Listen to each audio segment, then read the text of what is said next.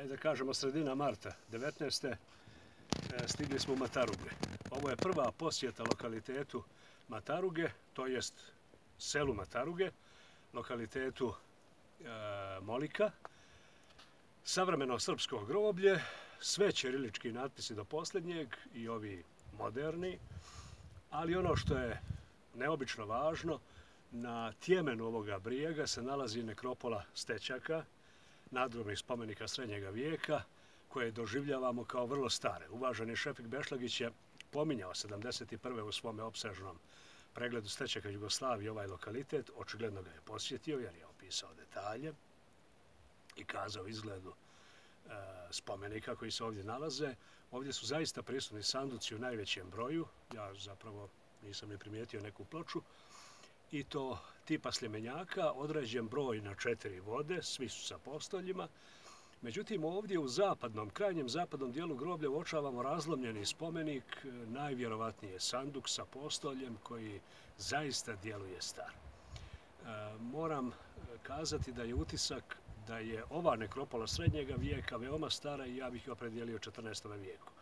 Bez obzira na Bešlagićevo opažanje o izvorno, solidno, zanatski dotjeranim spomenicima koji su onda trpjeli od atmosferalija i budući da su načinjeni od materijala koji je bio podložan propadanju, propadali i izobličili se. Ja bih kazao da je to sasvim moguće, ali također bih iznio utisak da je ova nekropola stara i da može pripadati 14. pa i 13. ali izvjesno 14. vijeku.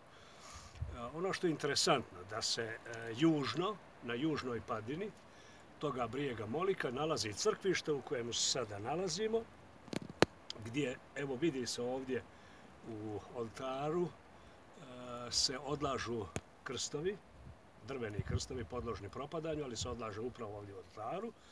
I ovo je crkvište, ova crkva negdašnja je formirana od spomenika srednjega vijeka tipa ploča. Kao da su se opredijelili, dakako ima i drugačijih, ima i sanduka, ali kao da su se mještani u svoje vrijeme opredijelili da upotrebe ploče za ove temelje i što kažu temeljni vijenac na kome je počivala crkvena građevina. Interesantno je da ovdje ne vodimo materijala, dakle to što je preostalo od crkvene zgrade. Interesantno je također da se ovdje po ivicama, po zidovima odlažu krstovi koji pripadaju 19. i 20. vijeku, svi sa ćiriličkim ili veći dio sa ćiriličkim natpisima. Dakle, interesantno je da se na lokalitetu Molika nalazi crkvište, da je tu bila pravoslavna crkva sa polukružnom apsidom, dimenzija otprilike 7 puta 4 metra, jer je ovdje došlo do velikog pomjeranja, pa ne možemo sasvim precizno izmjeriti, ali ona bi po svojim dimenzijama odgovarala klasičnom dimenziji crkava na prostoru Stare Hercegovine. Mi se i nalazimo na prostoru Stare Hercegovine, dosta istočno, sjeveroistočno od Pjevalja. Na putu za Bijelo polje se dakle nalazi ovaj lokalitet.